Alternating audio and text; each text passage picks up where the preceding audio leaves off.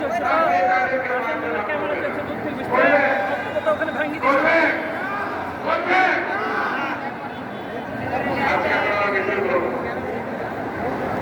এখনো আমরা সরকারের জায়গায় মাথায় রাখতে হবে, সংগঠিত হতে হবে, আগামী দিনের জন্য তৈরি হতে হবে। আমাদের নেতা বলেছেন গণতন্ত্রের সংগ্রাম এখনো শেষ হয় নাই।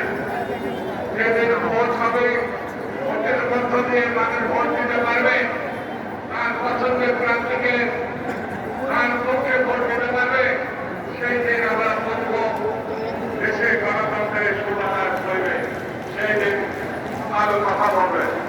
আজকে আপনাদেরকে আমি ধন্যবাদ জানাই। রাজশাহী মহানগর, রাজশাহী জেলা এবং সমস্ত জেলা পৌরসভা থেকে আপনারা যেভাবে মানুষ ভাই বোনরা এসেছেন, আমি নিশ্চিত